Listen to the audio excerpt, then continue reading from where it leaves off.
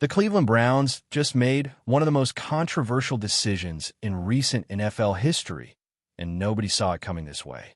Kevin Stefanski, a two-time Coach of the Year, was just fired after leading a roster that was clearly in shambles. And here's the thing that makes this whole situation absolutely insane. Andrew Berry, the general manager who built that broken roster, still has his job. Let that sink in for a second. The coach who maximized terrible talent gets fired. The GM who gave him that terrible talent keeps his position. That's not how accountability works. That's not how you build a winning organization. That's how you create a scapegoat. Rex Ryan has been all over the media, exposing exactly what went wrong in Cleveland, and he's not holding back. He's calling out the hypocrisy, the excuses, and the complete lack of logic in this decision. Because when you really break it down, Kevin Stefanski was set up to fail from day one this season. He was given 4 quarterbacks in training camp, none of them proven winners. He was given an offensive line that couldn't protect anyone. He was given wide receivers who couldn't separate, couldn't catch, and couldn't finish plays. And somehow, someway, he's the one who takes the fall, while Andrew Berry gets to stand at that podium and talk about progress and transitions and building for the future. This whole press conference was filled with corporate speak, carefully chosen words, and a whole lot of blame shifting. Berry kept saying Kevin is like family. He kept talking about how much respect he has for him. But if that's true, why didn't he give him the tools to succeed? Why didn't he build a roster that could actually compete? Why did he throw him under the bus the moment things didn't go perfectly in a so-called transition year? The truth is this decision exposes everything wrong with the Browns organization. It shows that they don't know how to evaluate talent. They don't know how to build through adversity. And they certainly don't know how to protect the people who actually deserve protection. Kevin Stefanski deserved better. The fans deserve better. And now, the Browns are about to enter another cycle of chaos because they refuse to hold the right people accountable. Personally, largely because of the relationship, both professional and personal, built with Kevin over the past 6 years. I think many of you have heard me say that Kevin's like family. There really isn't a better person. He's the best of us. We all owe him a debt of gratitude and appreciation for a level of success that he brought the organization that really hadn't been achieved since 2002. And that's something that we'll always remember. And there it is, the excuse that ruins everything. Andrew Berry just admitted that they knew going into this season that the roster was in transition. He admitted that they were realistic about where this team was. But then he turns around and fires the coach for not making enough progress. That's the most backwards logic you'll ever hear in professional sports. You can't give a coach a rebuilding roster, tell him you're being realistic about expectations, and then fire him when the rebuild doesn't produce playoff results in year one. That's not fair. That's not logical. And that's definitely not how you build sustained success. Rex Ryan has been hammering this point home on every platform he can find. He's been saying what everyone else is thinking. You can't blame the chef when you give him rotten ingredients. You can't fire the architect when you refuse to buy quality materials. Kevin Stefanski worked with what he had, and what he had was one of the worst offensive rosters in football. The offensive line was a disaster all season long. Injuries, lack of depth, poor free agent signings. That's on Andrew Berry. The quarterback situation was a mess. For quarterbacks in camp, none of them established starters, and constant rotation that killed any chance of rhythm or chemistry. That's on Andrew Berry. The wide receiver room was filled with underperformers, guys who gave up on routes, guys who couldn't get separation, guys who dropped passes at critical moments. That's on Andrew Berry. But Kevin Stefanski? He's the one who takes the blame. He's the one who gets fired. He's the one who has to pack up his office and leave behind a team that he poured his heart and soul into for 6 years. Meanwhile, Andrew Berry gets to stand at that podium and talk about how much he respects Kevin, how Kevin is like family, how they owe him gratitude. If you really felt that way, you would have protected him. You would have given him more time. You would have taken responsibility for your own roster failures instead of making him the scapegoat. The sad reality is that this decision shows the Browns have learned absolutely nothing. They fired a coach who won Coach of the Year twice. They fired a coach who brought them their first playoff win in decades. They fired a coach who consistently got more out of his players than the talent level suggested. And they did it all while keeping the GM who failed to surround him with adequate talent. That's not accountability. That's avoidance. And Rex Ryan is absolutely right to call it out. The roster was sufficient to win. Do you feel that way? And when you're talking about the lack of progress, is that because you believe that the players you brought in could have performed at a better level? Yeah, Daryl, I think it goes back to what I touched a little bit in the opener. Again, we're realistic. I think. Listen to how carefully Andrew Berry chooses his words here. He's talking about evaluating progress differently for a transition team versus a contending team. He's saying it's not all outcome driven. He's trying to justify this decision with vague corporate language that means absolutely nothing. Because here's the real question.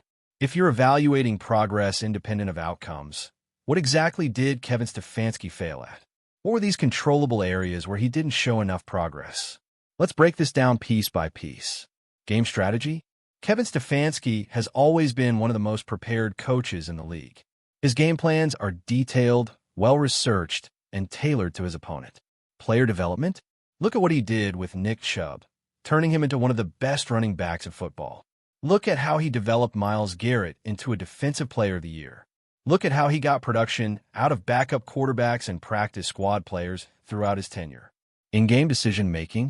Sure, there were some questionable fourth down calls this season, but those were aggressive decisions made by a coach trying to spark an under-talented offense. You can't fault a coach for being aggressive when conservative play calling would have led to the same result with this roster. So what's really going on here? What's the real reason Kevin Stefanski was fired? Rex Ryan has been saying it loud and clear. The Browns needed a scapegoat. They needed someone to blame for a disastrous season, and they couldn't fire Andrew Berry because that would mean admitting the entire rebuild strategy was flawed. So instead, they fired the coach who actually maximized the talent he was given. They fired the coach who kept that locker room together despite constant adversity. They fired the coach who never made excuses, never threw his players under the bus, and always took responsibility even when it wasn't his fault. Andrew Berry talks about making decisions that are best for the organization, but this decision proves he's only making decisions that are best for himself. He's protecting his own job by sacrificing someone else. He's covering up his roster-building failures by blaming coaching. He's avoiding accountability by creating a narrative that Kevin didn't develop players fast enough or didn't show enough progress in undefined areas. That's cowardice. That's self-preservation. And that's exactly why the Browns will continue to struggle until they figure out who the real problem is. The most frustrating part about all of this is that Kevin Stefanski won't defend himself publicly. He's too classy for that. He'll take the high road, thank the organization, and move on to his next opportunity, where he'll probably win another Coach of the Year award. Meanwhile, the Browns will hire their next coach, give him the same broken roster, and then fire him in 2 years when Andrew Berry's plan doesn't work again. It's a cycle of dysfunction, and everyone can see it except the people making the decisions. Scott, I think we saw a lot of progress with Shedeur this year. I think that's both mentally, physically, playing the position. He's still very much a work in progress, like many rookie quarterbacks are. But I think we saw some really good things in terms of his playmaking, his accuracy, his ability to extend with his feet. And I think I'd also give him credit, as well as our offensive staff, for bringing him along in terms of his pocket management, his situational awareness and things of that nature. Now, that all being said, we're going to do our work on the quarterback market. It's too important of a position, and it's something that has to be solidified. I can't sit here and tell you today, whether the solution or the starter in 2026 is internal or external, but it's something that we're going to work through. This right here is the most telling part of the entire press conference. Andrew Berry just praised Shedeur Sanders for making progress this year. He talked about development, playmaking ability, accuracy, pocket management, and situational awareness. He gave credit to the offensive staff for bringing him along properly. But here's the problem. That offensive staff was led by Kevin Stefanski. Tommy Rees, the offensive coordinator, reported directly to Stefanski and implemented his system. So if Shedeur Sanders made all this progress, if he developed well, if the coaching staff did a great job bringing him along, why is Kevin Stefanski fired? You can't have it both ways. You can't praise the player development and then fire the head coach responsible for creating that development culture. You can't talk about how well the rookie quarterback progressed and then claim there wasn't enough progress in controllable areas. That's a complete contradiction, and it exposes the entire narrative as false. Kevin Stefanski developed young players. He did show progress with Shedeur Sanders. He did create an environment where a rookie quarterback could learn, grow, and improve despite being surrounded by an awful offensive line and inconsistent receivers. But notice what else Berry said in that clip. He's not committing to Shedeur Sanders as the starter next year. He's keeping the door open for external options. He's basically saying they might go get a veteran quarterback in free agency or trade for someone else. And that's another massive problem. If you don't believe in the quarterback you drafted, if you're not sure he's the long-term answer, why did you draft him in the first place? Why did you use a high draft pick on a player you're not fully committed to after one season? Rex Ryan has been all over this inconsistency too. He's been pointing out that the Browns don't have a coherent plan.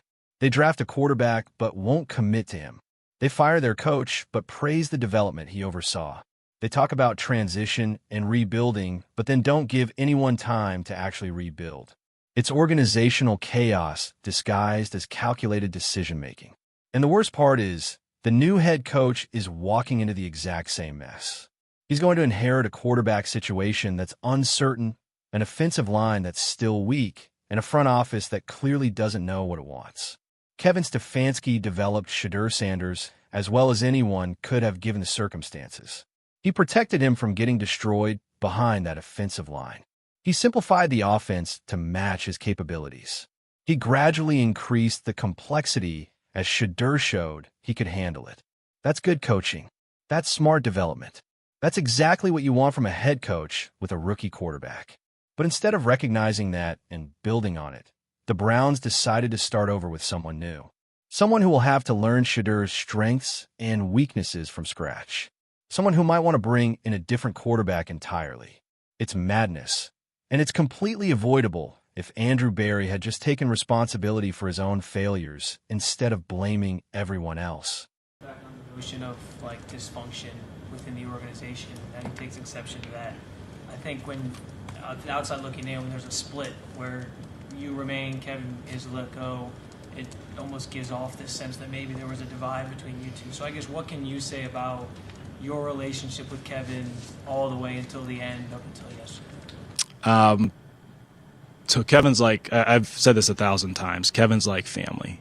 And, give you a little bit of insight, because I know I've told you all how awesome of a person he is, but I've also told you sense of humor. I know you guys don't always get a chance to see that, but one quick story I'll tell you. As I was driving back from the team flight last night, I was just thinking about what could potentially happen and the decisions that we had to make. I was like, what, I really need to. My kids, they're 8, 6, and 4, and I was like, I really need to tell my kids, because this might be the most frustrating moment of the entire press conference. Berry is standing there telling an emotional story about how his 4-year-old daughter loves Kevin Stefanski. He's talking about how Kevin isn't just a coach, but someone who plays with his kids, gives them piggyback rides, and treats them like family. He's saying their connection goes beyond football and that Kevin will always be family to him. And yet, he still fired him. He still decided to end Kevin's tenure with the Browns despite this deep personal relationship. That's not family. That's business disguised as family when it's convenient. Rex Ryan called this out immediately. He said you don't fire family when things get tough. You don't abandon someone you claim to love when they need support the most.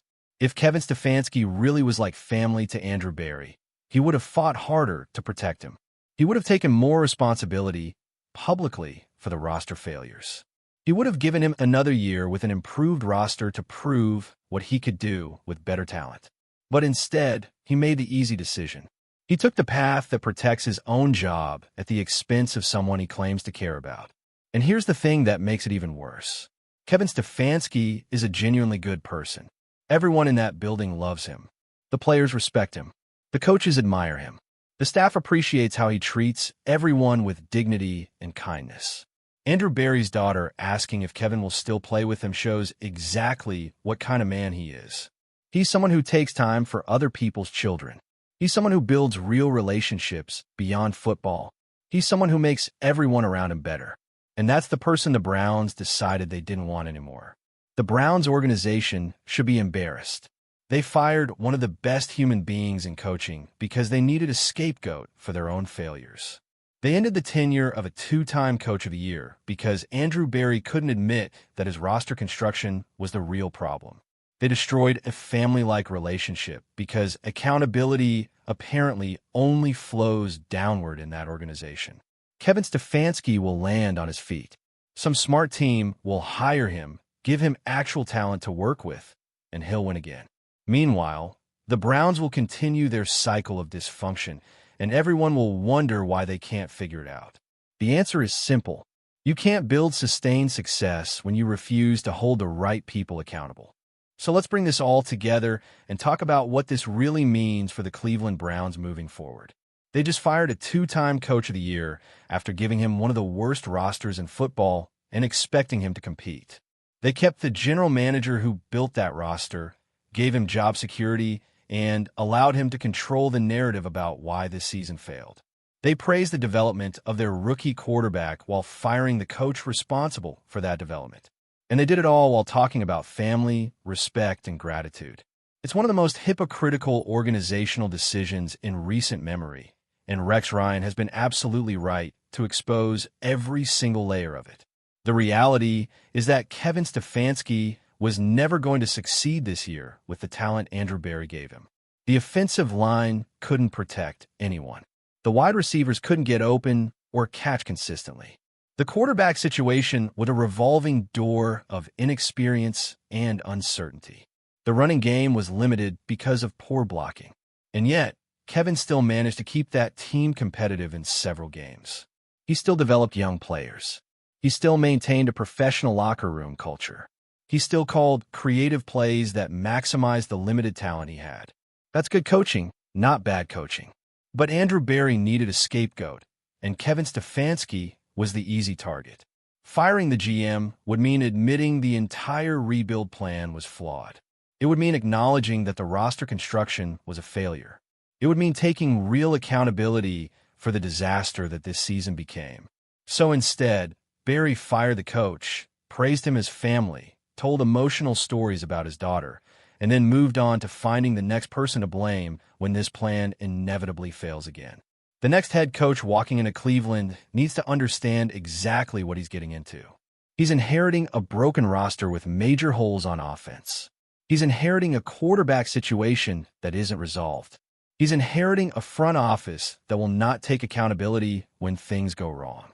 And he's inheriting a fan base that's absolutely exhausted from decades of dysfunction, false hope, and recycled excuses. Unless Andrew Berry completely overhauls that offense with premium free agents and high draft picks, the next coach will face the exact same problems Kevin Stefanski faced. And when he inevitably struggles with inadequate talent, he'll get fired too while Berry keeps his job.